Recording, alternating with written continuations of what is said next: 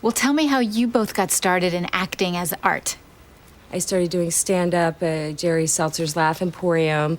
I was at Chortles, the Comedy Place, and no one really got it. I got it. I thought it was hysterical. What did she do? What did She has a one-woman show. Tell her the title. No penis intended. No penis I intended. actually did hear, yes. And what was that about? One critic described it as a humorless romp into Miss Webb's dysfunctional psyche. It's a humorless critic. That doesn't make sense. No. TBTL. Hi, Luke and Andrew. It's Irene, and I have a funny joke for you. Okay, what is the radish's favorite food? Beats me. Gazpacho soup just burned my lips. The gazpacho? Yeah, it's been sitting out. It warmed up. It warmed up so much that it burned your lip. Let me explain something to you. If you're expecting something ice cold and you bring it up to your lips and it's room temp, it's going to feel like your mouth's on fire. It's going to feel like your body's on fire. Is there, and I'm just guessing here, some kind of medication that you maybe need a lot of and have taken none of, or maybe too much of today? Jalapeno. I don't even know what that means. No one knows what it means, but it's provocative. All right, hello, good morning, and welcome everyone to a Monday edition of TBTL, the show that just might be too beautiful to live. I can't believe you're still on the air. My name is Luke Burbank. I am your host. Mr. Unlimited. Coming to you for the final day, I pray, from Las Vegas, Nevada. We ended up staying an extra day because of some television filming and other things, and we are here for the last day looking out on the Sphere at the intersection of Tropicana and Miss Koval, and wow, It's a kind of magic. well, it's something here, I'll tell you that. We've made it, friends, to episode 4,499 in a collector's series. Let the fun begin. While I was here this weekend, I went to both the Power Slap and the UFC World Championship, I think it was. And it was really the epicenter of the manosphere. Two bros, broing it up. It was quite something on Saturday night. I couldn't get Theo Vaughn, the podcaster, to leave me alone, which was a weird sort of experience. Anyway, we'll get into it as soon as we welcome this man to the program. He is the longest-running Cobra of the show, maybe best known for his depictions of the tall ships. Best friends are very cool to be. Very best friends are dope to be.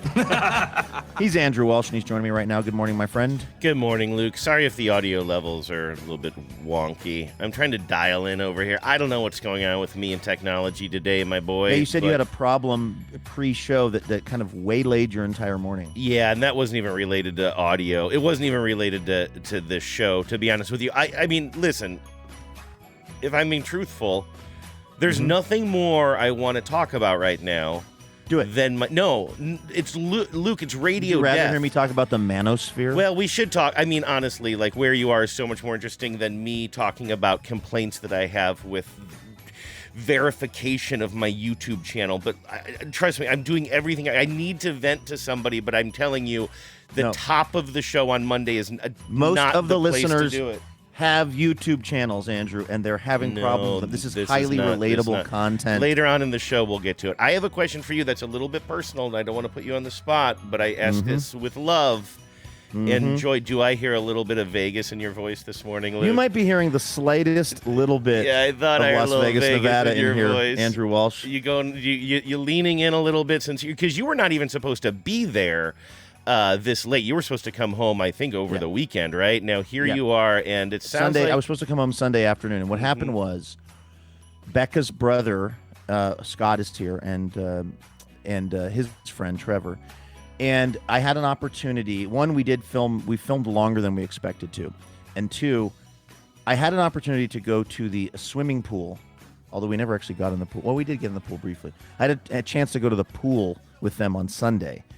And it seemed like a fun opportunity because I have been traveling for weeks, but I haven't been actually having any days off. So we did go to the swimming pool, and yes, turns out you have to spend a minimum amount of money at the swimming pool to be allowed to sit there. And that minimum amount of money is a lot of money, and it involves a certain amount of alcohol consumption. So yes, you're hearing that today, and that's the Thunder. It result sounds of- like of- thunder rolled. I mean, it's good to let the thunder kinda roll rolled. every Thunder- now and thunder then. rolled a Yeah, little no, bit. I Yes. appreciate it. You know, I slog my ass in here every Monday, so it's nice to know that every now and then you let loose on a Sunday as well. I'm moving a little bit slower than a typical Monday It's for me. good. That is Oh, I'm glad. And again, I didn't ask you that off air. I didn't want to put you on the spot, but I thought thought we could all rejoice in the fact that you're having a little bit of fun out there. Even Luke's have some fun now and then. Even But Luke's have I'll some tell fun. you, I don't bounce back the way that I used to. That's for darn sure. Yeah. Okay, so YouTube verification. How was your weekend, by the way? Just kidding. I'm not going to get into YouTube verification. The weekend was actually good. It was less productive than I thought. We did sort of do that mulching project that I started talking good. about, but we ended up buying bags. And by the way, you didn't take the neighbor's mulch pile? No, but what you don't know right now is I'm lying to you. I'm lying to you so bad. We didn't do shit. Genevieve did it. So what happened was I was supposed to. I was really looking forward to spending Saturday going to the hardware store, getting a bunch of nice mulch, nice dark brown mulch, and putting it down in our garden. It was going to be the final kind of like the final little step of really sprucing things up out there. And it was really going to be my project. Genevieve had another project on her plate, which is to install a new storm door on the front of our house. Our storm door literally ended up coming off. It was like the hinges were getting worse and worse until it just Can eventually I ask was you hanging. a quick question? Yeah. Is it a screen door or a storm door? Yeah, isn't it both? Because it's like a screen door that you can slide the glass up in and I see. close the. So are you would guys? that be But a is it storm currently? door? Does it currently have a screen in it? It's got a screen, but Okay. I think those doors you can slide a piece of glass over to protect. So is that not technically a storm door? Is that a screen door? No, I think it is. I think it's Okay, it's yeah. a screen door sometimes and a storm door sometimes. Yeah. So anyway, so that'll be I mean, this time of year, usually our front door would be open often, letting air flow through. And it's just funny how you just get used, especially when you kind of like fall behind on a home project. And again, this is one that I wouldn't even dare to like try to tackle myself. If I lived alone, I would hire somebody to install this door because I just don't have the Doors are know-how. tricky. Yeah, doors are tricky. But Genevieve is a very handy person, and she really knows. I mean, she's been doing more and more like projects, not door hanging projects, but all kinds of projects that involve tools and everything. And so she spent. She the recently weekend- made one of my favorite shirts. That's right, exactly. I mean, she's handy in many, many ways. Like that is no joke. Like she made a beautiful shirt. What you do? It's what do you do to this beautiful shirt? But anyway, so the whole point of this is, dang it, Andrew, dial it in. Saturday, Genevieve was going to work on hanging a new front door. I knew she needed me at one point to maybe like kind of hold the door while she does the, I don't know, whatever, some of the mechanics of it. But mostly that was going to be Would you her say project. you were hodoring? I was going to Hodor. I haven't Hodored yet, but I will. And then my thing was going to be, I'm going to finish our gardening project by getting some nice mulch, some beautiful mulch, and putting it down in the garden. But then we just blew Saturday, to be honest with you. Like, it was the perfect day to do both of these projects. The weather was beautiful. And it was a Saturday where I didn't have any other obligations. I didn't have to record anything. It was just going to be my Saturday to get this stuff done. But like, I'm just going to admit it, Vives and I just totally blew off Saturday. Like, she was out at some bachelorette thing on Friday night and went a little bit wild, so she was moving slow. I'm a deeply lazy person, so if the other person in the relationship is like dragging ass, then I'm just going to match their energy, which you probably know from the show. And so we just kind of like, we ended up going to feed our friend's cat, and we just like watched the Mariners game at their place all day long and got almost nothing done on Saturday. And then Sunday, I woke up late and started working on my, making coffee and lemonade and stuff for my volunteer thing on Sunday. And Genevieve runs off to the hardware store, gets all the mulch, and then she's out there mulching up so I feel terrible. I said we did this. I didn't do anything, but the garden looks so good. We still have a little bit to do. We still have a little bit to do. But my God, the difference it makes. It's like putting makeup on your garden. It's like everything was like kind of cleaned up and everything, that we washed our face and everything. It was looking good. But then we laid the stuff down, and it's really popping right now, and I had nothing to do with it. I didn't do crap. I didn't do shit. Exactly what I was thinking. Yeah. Here's the thing. I would say, and again, I don't want to get into the division of labor in your relationship, but you also do pretty much all the cleaning in the home environment, if I understand, or a big majority of it, the dishes, like. So I think this is fair. It's nice that again, there's no good ending to this conversation of me speculating on who should do what work in your home environment. But I think it's cool that Genevieve did all of that. Yeah, anyway, so I think that all started with you asking how the weekend was and me just immediately feeling guilty for not doing work, so I admitted that. But it was a nice weekend, and I'll also tell you I am kind of excited to head to the Mariners game this afternoon. They're playing the Royals. This is going to be an interesting game for me because I've been kind of following and rooting for the Royals all year. Now, they're not in a very competitive situation right now, but by far the team that I know most beyond the Mariners is the Royals. So I'm like, well, I feel like I need to go to at least one game in this series. So heading to the ballpark after this.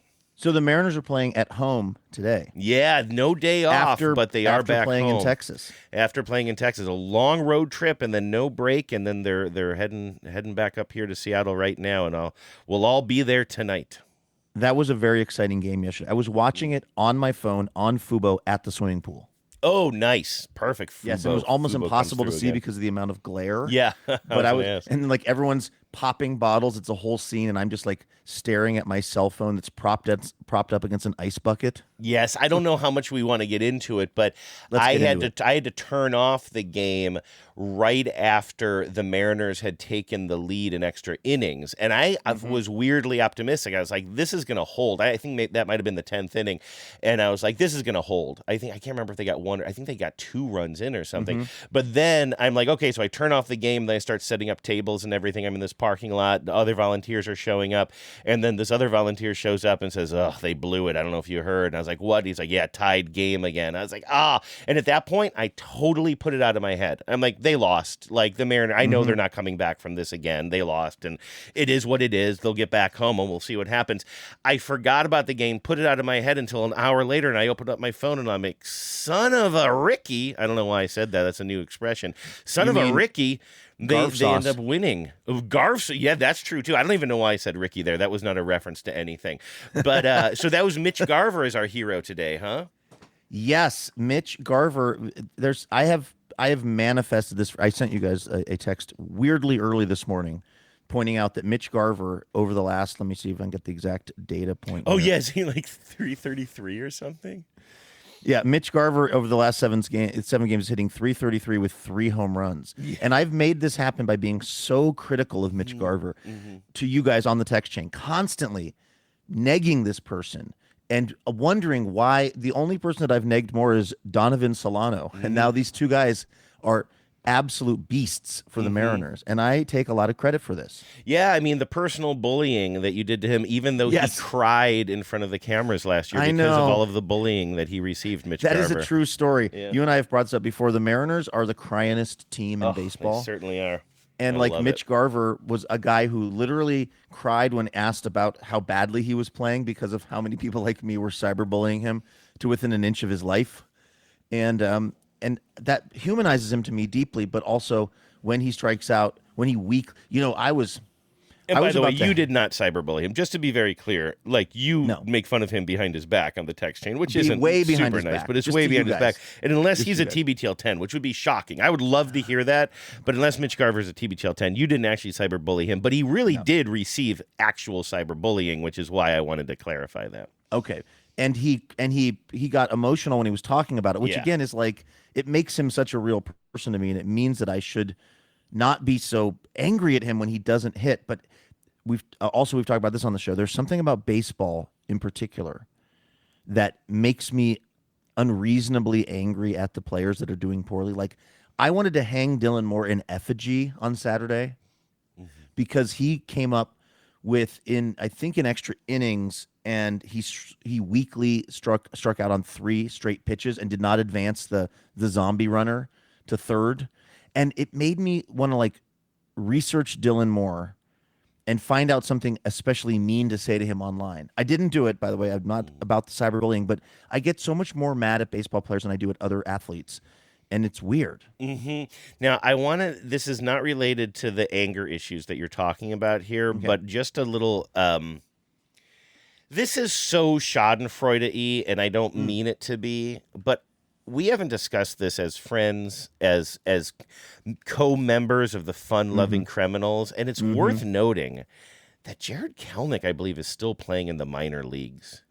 Really? He's been playing in the minor leagues almost all season. He played, I think, like 20 or 30 games for the Braves, and he was sent back down. The only reason I bring this up is, as Mariners fans, we feel like we're just kind of constantly born losers, sort of, and Jared Kelnick was supposed to be one of our great prospects, and then he came up several years ago, maybe 4 or 5 years ago now. Wasn't he like in the top 5 overall draft picks? I think so. He was just like, he was going to be such an up and comer, and then he did up, and he did. Well, he did. I'm not going to finish that, but he did come up for us, and then ended up not doing so well. Now, whether or not when he finally started playing well, he kicked a Gatorade bucket and broke his foot. Yeah, after he was playing. He finally started playing well after a couple of seasons. And that's why I'm thinking of it, because you were talking about crying in baseball, because then he finally got a bit of a hot streak, but then he kind of struck out after one game, a really important strikeout, and he got so mad that he went back to the dugout and kicked a cooler, ended up breaking his foot, and then couldn't play for a big chunk of the season after that. And then he was in the dugout, like, on camera, somebody was interviewing him, and he was crying, and he felt like he let the team down and he let the fans down and everything. But the thing about Jared Kelnick, even though crying often humanizes people, Jared Kelnick, not a super likable guy. I didn't like him from afar, even as a Mariner. He seemed like sort of he definitely would have been at Power Slap on Saturday. We should talk more about that, because I don't even know what I'm talking about anymore. But I was positive that when he left the Mariners, he was going to go and become the player that we all assumed he would be because that's our luck. And the thing is, I'm trying to remind myself, I guess, that how many of these storylines actually play out the way they feel like they play out when you feel like you're just losing all the time. And it is true that the Mariners were the only team never to make it to the World Series, and like there are definitely reasons why Mariners fans can argue that they're the most lowly fan base in baseball as far as like just not getting wins. But like, it is a good reminder that like Kelnick did not go out and like rake for Atlanta. You know what I mean? He's like literally playing in the. Unless they brought him back up, but like I'm pretty sure he's just still playing. I see he's doing well. He got a grand slam 2 weeks ago for the Stripers. He's a former Modesto Nut. Did he come through Modesto? I wasn't even sure of that. Nice. Well, then there you go. Modesto Nut. No, but you know what? That's a good reality check, because you're right. It's like, as a fan of a team, you write all these narratives in your head about how cursed you are and they are. And sometimes it's like, it's nice to know that like sometimes things do sort of, it's weird that Jared Kelnick not being good is a break in the Mariners' direction. Yeah, right. And again, that's all schadenfreude, but it also makes me think more about like we're kind of at this place where there's a lot of conversation about like what we do with some of our prospects right now. Like, do we bring some of these people up, or as we approach the trade deadline, do we look at maybe possibly getting rid of some of these young players who never even put on a Mariners uniform yet? And it always is heartbreaking to think about like giving up prospects. But the thing is, we don't have the best luck with prospects. Like I almost wonder maybe there's more value. It's like very much Schrodinger's. Like, isn't that literally kind of like Schrodinger's prospect? Like, you don't really know what you have. And unfortunately, if you open the box, you have observed and the hitting. We've had a lot of unhealthy cats, let's just say, in our prospect box. And so, anyway, that's the end of baseball talk for me. By the way, we traded away Robinson Cano and Edwin Diaz, among others, for Kelnick. Oh, to bring Kelnick over as a prospect, though, right? As a minor leaguer. Yes, okay. Yes. Well, he was a Met, I think. And that was a big deal because, like, we went out. He was in the Mets system, but he didn't play for the Mets yet. Right? I don't think he ever played for the Mets, but he was in the Mets system. I think he was the number 6. I have this on the internet. Okay. I don't know this by memory, but he was the number 6 overall pick for the Mets. Okay. And then when we went and spent on Robinson Cano, that was a big deal. That was like the Mariners actually going out and like signing a really, really talented player. And then he, like every, it seems, now I'm going back to the narrative that the Mariners are cursed. Like so many Mariners before him that we spent a bunch of money on, Robinson Cano never really delivered. It didn't feel like he delivered that much as a Mariner. But then we traded him and Edwin Diaz for Kalanick because Kalanick was going to be the future, and then of course he wasn't. And then you remember, and again, not to schadenfreude this, especially when it comes to injury, but you remember what happened to both of those players eventually. Cano ends up getting dinged right away for his like second or third drug violation, PED violation, right? So I think he got suspended for a full year. And then Edwin had a great season, but then injured himself really badly before the next season. I think missed an entire season. So it's not even like that Kelnick trade that we got like really hosed on that either. Yeah. I'm feeling really good about this baseball team, by the way. They went on this road trip. Sorry, this is just descending into Mariners. Yeah, should we go back to we should what pull your something technical out trouble of this. was? Oh, God, it's so boring. I am wondering what because I know that we're too deep into baseball talk on a Monday. I feel it. I feel the listeners. I mean, they haven't even heard this yet, and I feel them vibrating through my through my system right now. Should we talk about Power Slap then? Yeah, I do think that's way more interesting. Like, you're out there living an interesting life, and I'm just like going down on 5-year-old trades in the MLB. Well, I did go to Power Slap on Friday night, actually, and it was an interesting scene, let me tell you. You know who I didn't expect to see there? RFK Jr.'s wife, Cheryl Hines. Oh, interesting.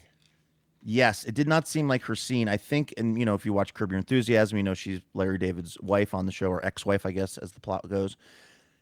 Somehow I've always sort of thought of her as, I don't know why she was liberal coded to me, but it was something about being on Curb Your Enthusiasm, and like Larry David, I think, is famously like an environmentalist and stuff. So I just kind of figured she was in the club, and then she's married to RFK Jr., and like, RFK Jr. obviously turns out to be a nutcase. And then I just thought, oh, she just didn't realize she married a nutcase. And then I see her at Power Slap hugging the podcaster Theo Vaughn, and I was like, oh, she's kind of in on it. Mm-hmm. Although, can I ask you a question? Yes. This is a question this is a conversation we should have had long ago, probably. But I mean, Theo Vaughn, what is his role in all of this? And when I say all of this, I mean American society in 2025. Answer that question for me, please, sir. No, but like, is Theo Vaughn, like, is he, I know he's bro-y. Is he definitely conservative, or is he just sort of is his character sort of like kind of a dumb-coded guy who goes around and talks to anybody? Like, what is his thing? I don't think he's conservative coded per se. Yeah. But he did interview Trump, and that was seen as a big boost to Trump. Yeah. And I actually don't know who he voted for, and I was trying to figure this out the other day when I was starting to write this piece.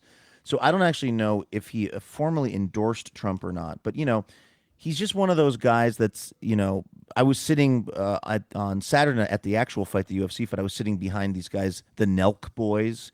They're another podcast that is not political per se, and I don't know if they voted for Trump, but I guess they don't see talking to Trump as like a harm to America that a lot of people see it as. And I think Theo Vaughn is the same way. I think in fact, I did, when I was trying to look up who he voted for, I did see some posts that he put, which was like, it was a great honor to talk to Donald J. Trump and stuff like that. Those would not be words I would use to describe talking to Donald J. Trump. I would not. Although that raises a question. Is it a great honor to talk to the president of the United States, regardless of that person's politics? No, I mean, for me, No? I think, well, I mean, it's a great, that's a very objective question. It would not be a great honor for me personally. Right. Yeah. Regardless of like how much you disagree with the president, the talking to the president, the person who's in the office of presidency, is that, I mean.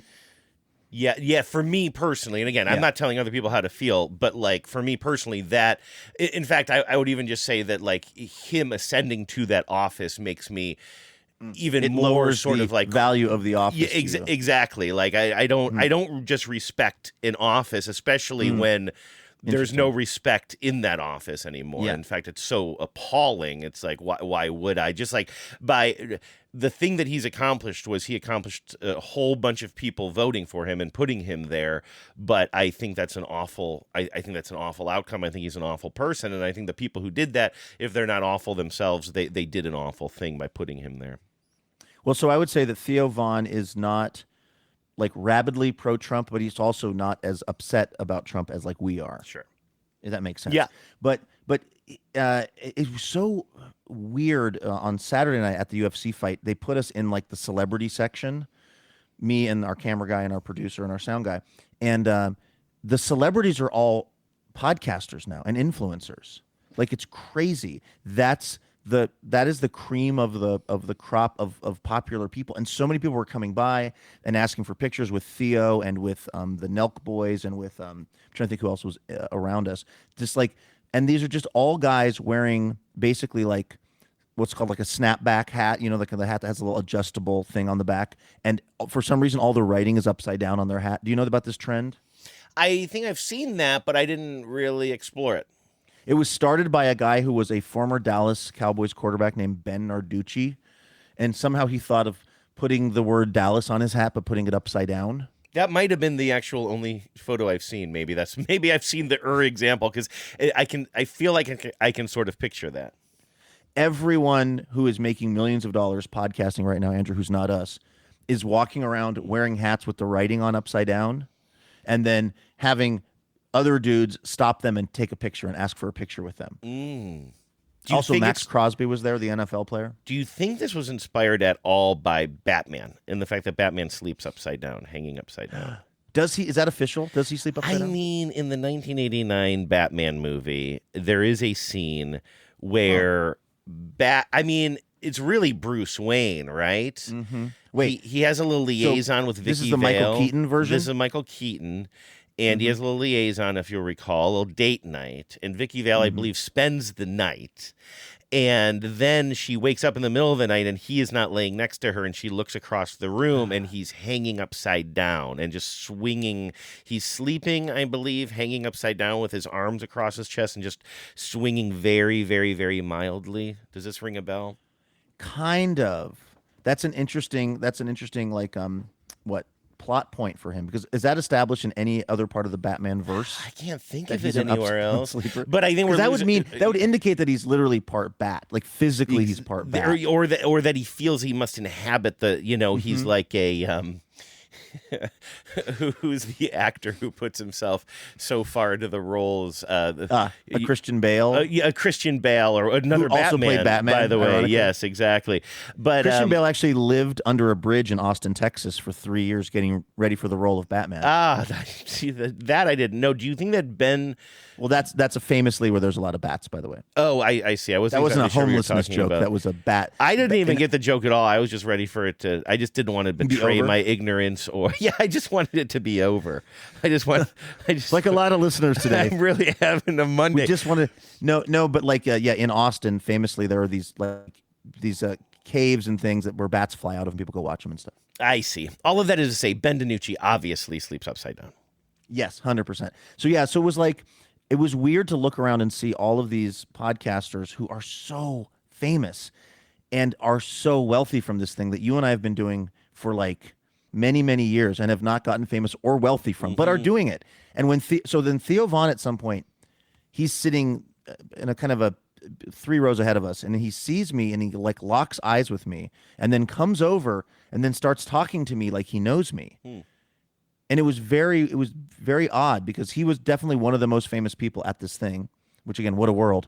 But then he's talking to me and I'm thinking, does he have some awareness of me? And then I wanted to bring up like, oh, hey, you do a podcast, but I also do a podcast. I've been doing a podcast for 17 years, but I didn't, because I felt like that was a weird attempt at a flex or something. Like, what I really want to say to him is like, yes, you're getting rich off of this and I'm not, but I've been doing it longer than you.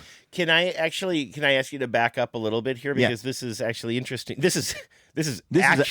We got there. This is actually interesting. No, I'm sorry, I didn't mean that. You said with surprise. No, but no, this is interesting. I don't want to fast forward through this, because I don't know Theo Von very well. Okay, like I just see clips of him here and there, and the amount of clips I see, I'm sure, is hardly any compared to, even because I don't think you're listening to his podcast either, but I'm sure you're just getting way more exposed to Theo Von content than me. But I feel like, I don't know, over the course of the past year or two, I've, maybe at times been like, wait, who is this guy? And sought him out and watch a clip here and there. And the first thing I think of, aside from his like, his sort of like his brand of a sort of like kind of slobby appearance or whatever, is he just seems really, really nice. He just seems like that seems to be his number one thing, is he's going to make you feel kind of like your friends. And I kind of love hearing that he just kind of came up to you and was truly like that. But when you say he just came up to you, and talk to you like he knew you, how did it start? Like, what was the first, what was the entree into conversation? Can you pass those Doritos? He came up to me and said, literally the opening line was, it's like so there was a fight between two, I want to say featherweight guys that was really particularly violent. These guys were like punching each other for the whole like 3 rounds. They were standing up. They were both very bloodied by the end of it. And everybody with like the whole arena was going off about how good this fight was. And after it was over, he just kind of beelines it for me. And he just says this line to me. He goes, "It was like we were at a funeral, but everyone's alive." That's literally the opening line. But he, like, you felt like he came over to you to tell you this. You didn't just happen to be standing next to him. That's what's interesting. No, I was like 3 rows behind him. He weirdly made eye contact with me at some point during one of the fights. That's why I thought maybe he's confusing me with somebody else. I was also in a suit. I also had been interviewing Dana White ringside, so I think people were kind of like thinking maybe I was somebody. Like you were like maybe, he knows you're a member of the media, maybe. Maybe he kind of wants to find out what's going on with you, maybe. Maybe, but I mean, there were so many other people there that were, again, much more actually well-known. I mean, I'm not well-known at all, but like legitimately famous people there that he could have gone and talked to. But he comes over to me and he goes, that was like a funeral, but everyone's still alive. And first of all, I don't even know what that means. Yeah, I don't know. I guess he meant either. that the guy almost got killed, but didn't. Yeah. And then he goes, I was so scared. I'm shaking. I'm still shaking. I was so scared for them. I'm like, I'm trying to walk it off right now. And I was like, oh, okay. Because I saw him jumping up out of his seat every time these guys were like, throttling each other with great excitement. He did not appear to be afraid for them, but then he came over to tell me that it was like a funeral where everybody was still alive and that he was shaking from having watched it. Now, and at one point, you didn't just say, "Hey, I'm Luke," by the way. No, I never. We talked for probably 15 minutes and I never actually introduced myself. Which I understand. Like, you probably at a certain point, you maybe just feel like the moment has passed. Yes, and I was the thing that was happening constantly there was a bunch of people who are more famous than me, including Jamal Murray, the Denver Nugget, who was sitting next to me, who was explaining MMA to our cameraman very patiently. Like, there were so many people that were like way more famous than me, but that were treating me as kind of their peer because we were all in the same section, that I didn't want to mess it up by either actually introducing myself or asking for a selfie. I almost asked for a selfie with Jamal Murray because he was just like such a cool dude. Like, so our camera guy was sitting next to me and he knew nothing about MMA and was asking a million questions of this dude next to him who turned out to be an NBA player. And the guy was being so sweet and patient and just kind of like explaining the different rules and things that I just, beyond him being an NBA player, I liked him so much as a human being that I wanted to get a picture with him so I could show people the picture of me and this very nice human being who also happens to be an NBA guy. When you say intersection, is it almost like, obviously the plum seats, I would guess, in any kind of event that has a ring is ringside, but also I'm sort of picturing like a pretty fancy section with maybe some of the amenities as if it were a suite. Well, I guess what I'm asking here is, what were the snacks like? Well, in the media tent, the snacks were on point. Okay. Out where we were, I think it was maybe free drinks and free stuff. We weren't getting any of that because we were working, but I think, there was servers coming around and taking orders and stuff, but there wasn't like a little bar or food place or something that was in the area that we were in. People were getting stuff from somewhere else. That's for the media thing, but that's not there was a media tent. Okay, but that's not where you're hanging out with Theo Vaughn or anything. No, we were ringside for that, or octagon side, Andrew. Get the shape right. Sure, of course. Yeah. We were right up against the parallelogram. Okay, sounds good. And then you're kind of hanging there, and is that like a suite like experience, even though it's out in the open and there's not amenities? There are no amenities, but you were just sitting in, there's like 4 rows of seats. Camaro Kev was watching this in Philly, and I kept trying to text him and tell him where to look for me in the background of the fight. Yeah. He couldn't see me. But so it was like 4 rows, I think, all the way around this octagon thing.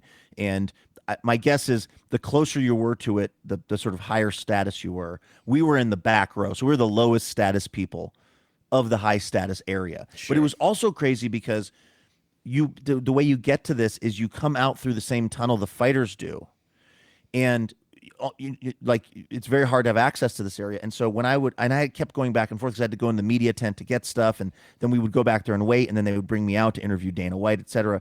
People were fist bumping me as I was coming in and out because they they saw that I was in an area that it's hard to get into, so I must be somebody. Mm-hmm. Which So was weird. If Jamal Murray or Theo Vaughn Yes. want a drink, where do they get it? It's, Or if they want like a somewhere little back- I hot don't know, dog from the- snack of some sort.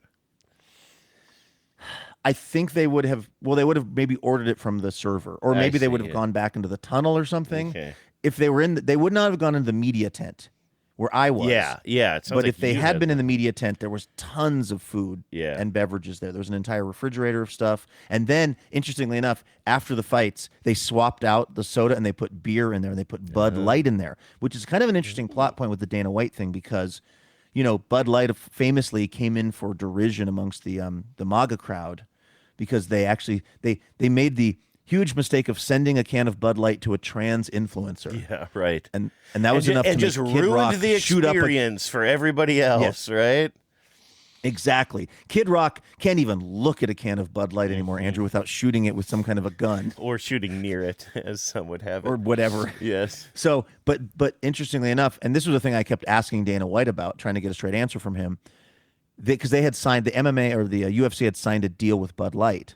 And Dana White became the number one Bud Light apologist, if you will, or fan or whatever. Like he was completely not in the cultural movement of the MAGA crowd about we hate Bud Light. Oh, and I was okay. trying to get an answer from him. Was that financial, or was that because you actually think it's kind of silly that Kid Rock would shoot at cans of Bud Light? Uh-huh. And he said he thought it was silly that Kid Rock would shoot at cans of Bud Light. Uh-huh. So I was trying to figure out ways in which this guy Dana White does not necessarily always follow the pattern of what the prevailing like I was trying to figure out how MAGA the guy is. And I actually think he's not super MAGA. He just really likes Donald Trump, like they're personal friends.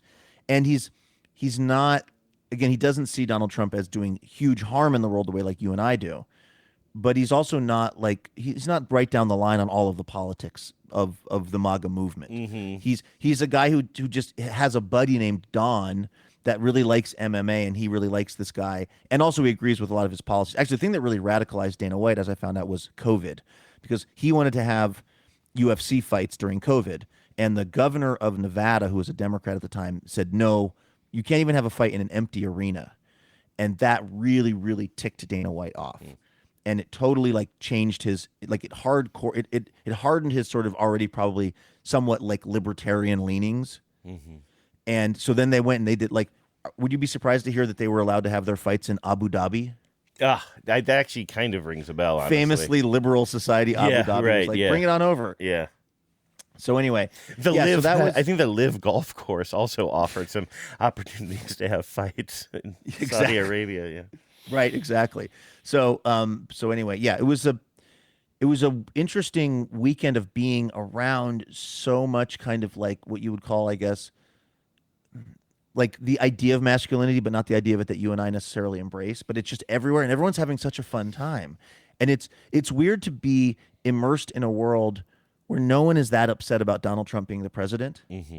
If that and makes in fact, sense. He not only not upset, but pretty stoked. Pretty stoked, yeah. Yes. I don't spend a lot of time in that world. I'm usually in my liberal bubble, or I'm with people who every single day we have to give ourselves an eye bath after reading the New York Times. Mm-hmm. And this was just being around thousands of people who were unperturbed about the state of the world, you know? Mm-hmm. And that's a unique experience for me these days. I'm rarely in those spaces. And it was I got to be honest with you, it's nice work if you can get it. Yeah. You know what I mean? It's great to not have to deal with the reality of what's going on in our world, and particularly our country. It's really great to just be hanging out and fist bumping Theo Vaughn and not worrying about the end of democracy. Do you remember Andy Haynes I believe he sure had a bit on this that actually I think might have even changed a little bit. I feel like I saw two different versions of it on social media at some point, where he was just talking about how fun. He's like, you guys don't understand. It's fun to be a Republican. He's like, I'm over here not eating meat. And these guys have motorboats. Guys, they're just here. Can I try playing? I don't know if this is going to work or not. And also, let's see if the audio will work. I know that he has different versions of these, and I think one of them might lean into the blue a little bit. So I could be wrong about that aspect of it, but I guess consider this a warning if you're not into salty language, which may or may not be included here. I'm from Seattle, but I married into a very conservative family. So I'm very liberal. My mom's a Subaru Outback and Eddie Bauer edition. And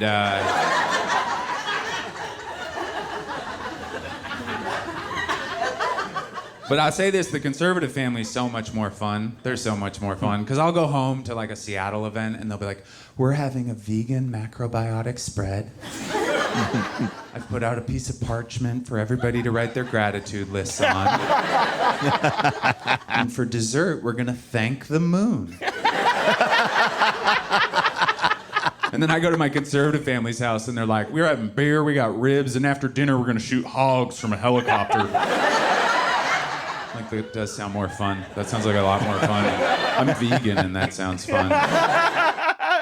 I swear Dude, he has that's such a another good one. bit. It's so good. I know there's another one too where he talks about just like, guys, they have motorboats. Anyway, yeah.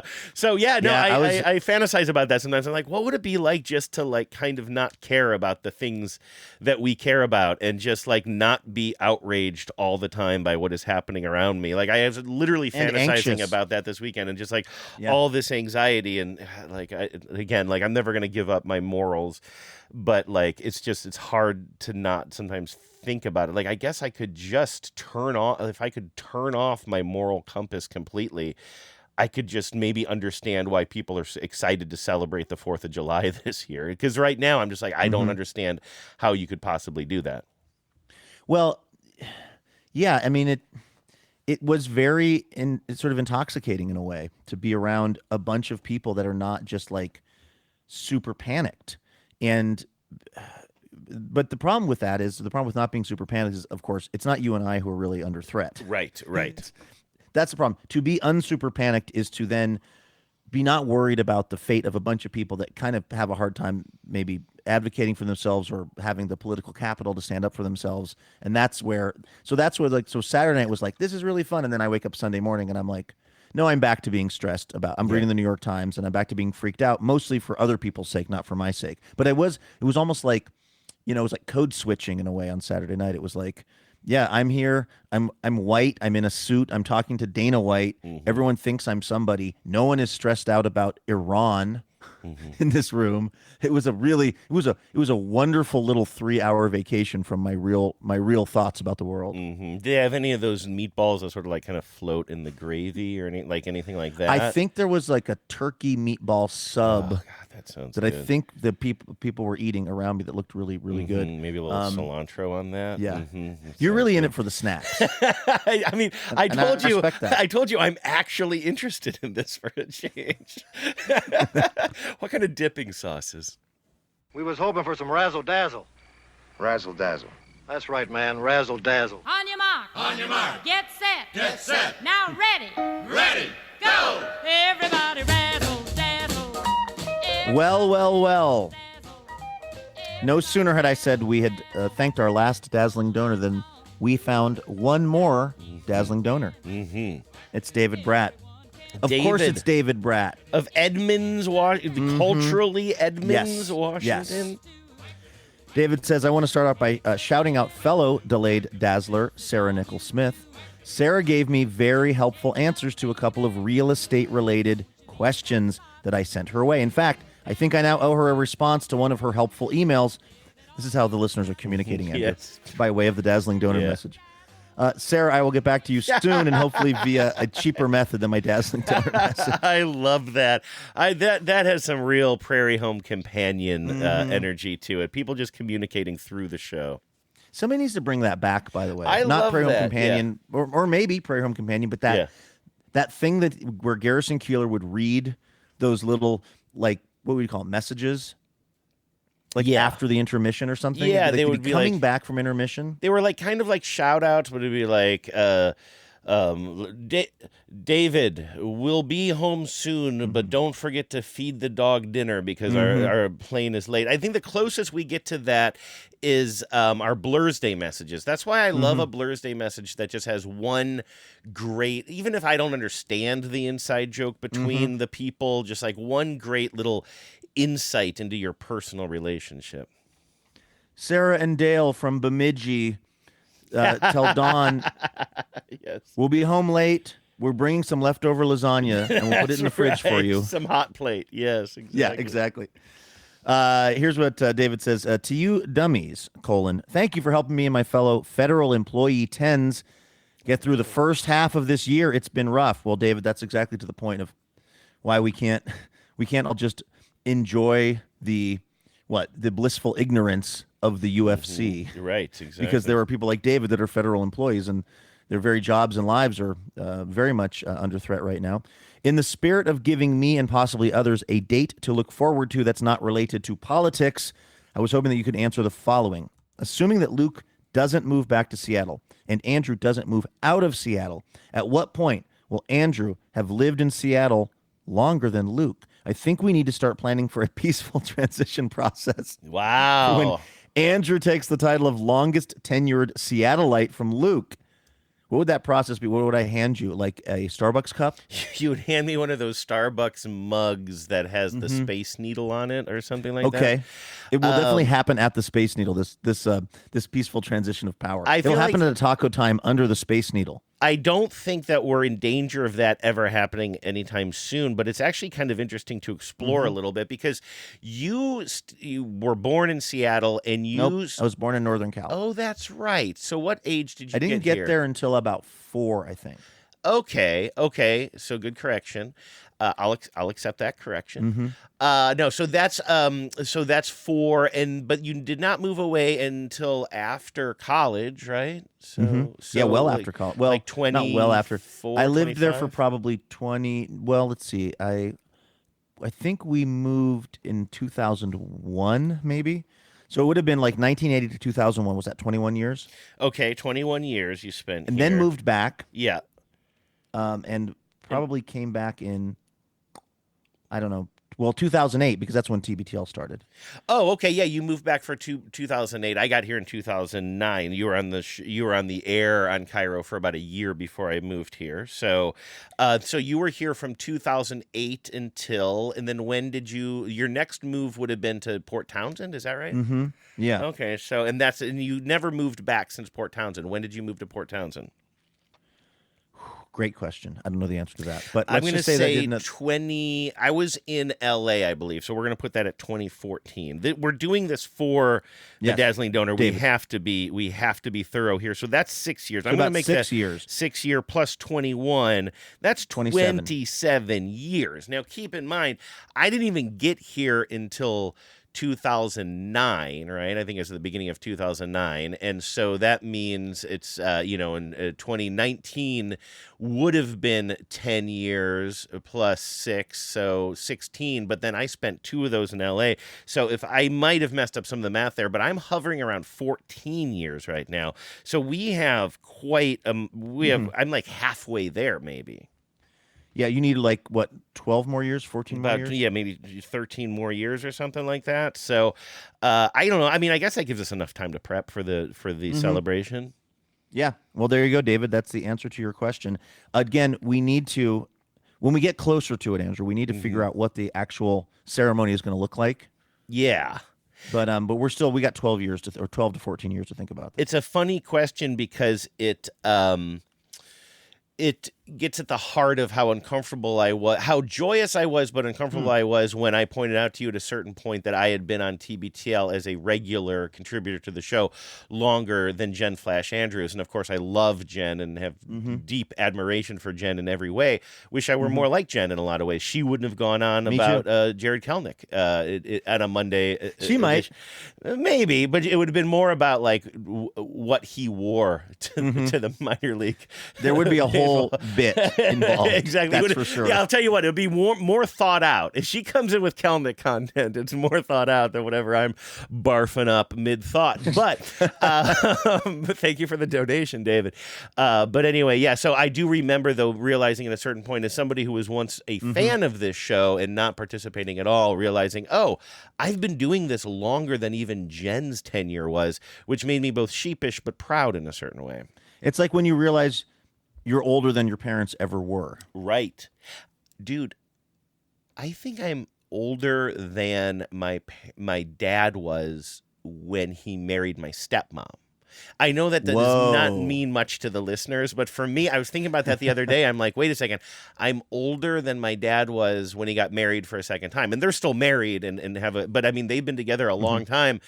And I'm like, wow, I am. And you probably thought of your dad as being pretty old when he did that. Yeah, and I was like a teenager, right? I think I was in high school at the time or whatever. But, you know, my dad, I was just like, yeah, and like, wow. Really what I thought was I should be on my second marriage now. Really, honestly. I'm really falling what with behind. Genevieve doing all this yard work, you might want to stick. You might want to stick with her. I know. I'm really caught here. Yeah. David, by the way, says, thanks to you two, could you send me out with the ladies bong from Fiji drop? Of course, but I need you to cover for me a little bit here, Luke, because I don't have it right in front of me. Well, he says, could you play me out with the ladies bong from Fiji drop, ? And then he signs it Dave. Okay, so you bought me a little bit of time there, and I think I have exactly what you're looking for. I need to I think I did this last time, too. I think we're just going to sort of empty out the folder here on all of these. This is, of course, Paul Pearson. This one was created from a wooden vase from Fiji. Unsure what type of timber, but it's a ladies' bong for ladies. And while we're rolling, might as well It's my new favourite bong. I wish I could smoke it. And then this one. The comedy factor speaks for itself. It's just painfully obvious. Yeah. Well, it's an unfulfilled prophecy. It just has to be played out. I mean, he gets so serious there at the end. I love that he's like, the comedy speaks for itself. What does he say after that? Something that's very like self-fulfilling prophecy. Yeah, it goes from being comedic to being deeply serious. Deeply, deeply serious. And of course, what we learned recently, or what we reminded ourselves recently, was he was talking about building like some sort of large. Oh, because there's a town called Wooden Bong, right? And he wanted to build a large recreation of a wooden bong for the center of town, and it was somewhat controversial. I feel like I've been referencing that guy a lot on the show lately. Yeah, like I've been saying. You know, the comedy, and I always say it wrong, too, which I think is really fun for the listeners. For itself. Well, Dave, thank you for supporting TBTL. We really appreciate you, and we couldn't do this without you. Here I go once again with the email. Every week, I hope that it's from a female. Oh, man, it's not from a female. All right. Do we have an email or Vmail that we should wrap things up with today? Yeah, you know, I got a couple here I could play. I don't know how much time we have. I will say this. I am woefully behind on the voicemails. I'll check in every now and then and listen to one or two, but I know we have quite a bit of a backlog that I need to get to, especially now that we got that billboard up. We even recorded a new outgoing voicemail for it. By the way, I've been keeping an eye on it. It does not look like we're getting phone calls from strange phone numbers yet. You know what I mean? Like, but we did have somebody take a picture with the billboard, Andrew. Oh, that's right. A listener. Do you have that listener's name in front of you by any chance? I don't know if and I was asking John if we were familiar with this person, and the name did not strike me as somebody that we've interacted with a ton. But somebody got out to Friendship and took a picture with the billboard. I know. It's a selfie style photo. I think a lot of our listeners are familiar with that style of photo. Right in front of the billboard. So this person, at least 110, has seen this billboard IRL before we have. We have not gone up to it. We have not touched it. We have not laid hands on it yet. I was showing people at the swimming pool a picture of this person with our billboard. Did you show Theo Von our billboard? I wish I would have thought of that. That would have been I honestly think he would have thought it was funny. Oh, he would have. Again, he was a very nice dude. Yeah. He would have been. I believe that. Like that's why I kind of want to know how people feel about him, because I have a strong feeling that if I were hanging out at a party and he started talking to me, I think I would immediately like him. Yes. I think based on my experience with him, I think you would have that experience with him. He was very affable. He is like, if you look up affable in the dictionary, you see a picture of him. Yeah. And so if he wanted like a little mini corn dog or something, he would have to go back to the media tent. Yeah, but they may have swapped out the mini corn dogs for pizza. That's what they did at the end. Oh, so they had it was coursed. So when you got in there, there was salad, there was like, there was like entrees, and then they took the entrees away, and then they brought out pretzels and mustard. Oh, okay. And there was always popcorn. The whole time, Andrew, there was popcorn. You know I love popcorn. And now, was this pizza good pizza, or is it like one of those wood-fired pizzas? Wait, most people think of that as good pizza, know, my friend. But most people voted bad for taste Trump. in pizza? Yeah, like what do you want me to do? So then when we came back after the final fight of the night, then they had put out pizza that it wasn't wood fired, but it also wasn't like Pizza Hut, but it was somewhere in between, and it looked really good. I didn't have any of it because my body is a temple. And but it looked good. People were enjoying it. But like there was multiple different kinds of foods. And like I said, that's when they brought the Bud Light out. They decided the media was allowed to drink Bud Light after the fight. Yeah, sure. At the end. Well, that sounds wonderful. I'm going to play a voicemail for you here, Luke. All right. This is sort of why I bring up the backlog on the voicemail line. This was a voicemail. I actually listened to this a few weeks ago and kind of put it aside because I was so bummed at myself. This was a voicemail that only had relevance really on one day, and it was the day that I had my colonoscopy. Now, that was like a month and a half ago now or something, and of course, I had talked a lot about my prep going into that procedure, my anxiety going into that procedure. Everything is good. I don't have to go back for another 7 years, or I guess like 6 years and a month and 10 and a half months now. You got a better... I have to go back in 3 years. I know. I was really You had a better psyched about colon my than I 7. do. I know. I put bets that I had a better colon than you do. Anyway, I love this voicemail that we got the day that I was sleepily going under so that they could check out my insides. This is Nancy, a 10 in Seattle, wishing Andrew the best possible outcome. He should be going through things right now for the colonoscopy, and I wish him well, and hello to all three of the Biz brothers. Have a good day, too. Bye now. Aww. I've had that living on my desktop for Dude, I listen to it every now and then. Worked, Nancy. And it makes me feel so good, and I'm just so bummed that we didn't have that as like intro tape the day after my colonoscopy or whatever. What a sweet message from Nancy. And I don't know if we've emailed with Nancy before, but I did not recognize her voice as somebody that like kind of calls in a lot. That really warmed my heart. And again, it worked. Nancy wished you luck. Yes. And you had a good bill of health from it. You had a better bill of... Nancy, why didn't you call when I was getting my colonoscopy? because of not calling, I got a 3-year. I got to go back in 3 years. Well, I just deleted that one. I was like, Luke, why you are so cruel. Why you care about that guy? All right, what do you want to do? Do you want to hear another voicemail or do you want to get out of here?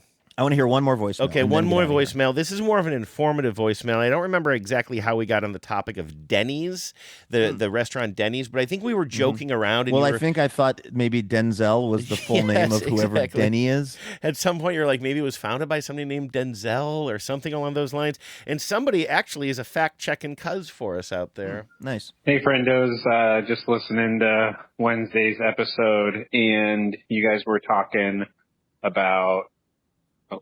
Actually, it was probably Tuesday's episode now that I think about it. Anyways, you guys were talking about Denny's and what it is potentially short for, and I have an answer. It's not short for anything, but the original Denny's was actually a restaurant called Danny's, and when they went to franchise it, apparently a decision was made to change the name to Denny's. And I discovered this very late at night, one night in high school, probably after imbibing various substances.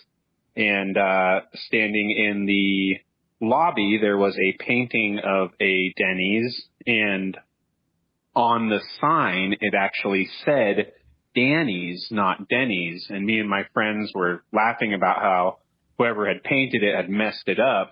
And then the waitress actually then educated us on why that was the fact. And yeah, so power out. Have a good day. Bye. So I love this as a fact, and I believe it, but I just want to point out to everybody that I did not go and verify this, and I am just trusting this memory. A high teenager. Of a teenager under the substance years ago. I believe it. Danny's it is. Yeah, absolutely. No, that checks out. Yeah, exactly. By the way, that's also exactly that would have been my move, would be to assume that the person who painted the painting did a bad job. That they were like, what a moron. They don't even know it's Denny's. They call it Danny's. Yeah. Exactly. Those idiots. Get indignant on it right away. Exactly. Yeah. And then it would be, I wonder what they thought was better about Denny's versus Danny's.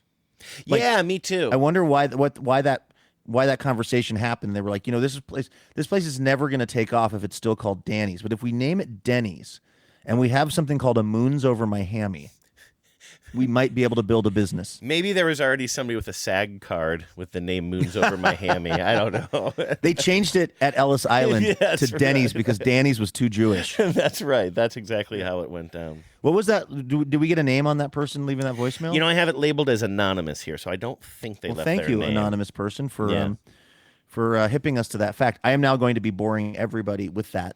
Don't that fact for the check rest of my it. life. Do not fact No. check it. That's Do the not let the important facts get in the way of a good story. No. We have all the facts we need. Yes. In the land of no facts, the man with one fact is. That's right. What does he say? I'll try to play it at Something the like end that. of the show. I think that's Sweet. from the movie In the Loop, by the way. I highly recommend it. I need to. That's Iannucci, right? That's the guy that did Yes. Veep, and a whole bunch of other things. Yeah. Need to watch that. All right, thank you for listening, everybody. We are going to be back here tomorrow, I promise, with more Imaginary Radio. Allegedly, I will be home finally, so that's going to be exciting for me anyway. In the meantime, have a great Monday. Take care of yourselves. Go Mariners. And please remember, no mountain too tall. And good luck to all.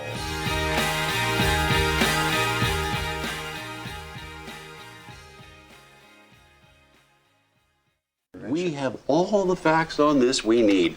We don't need any more facts. In the land of truth, my friend, the man with one fact is the king. Power out.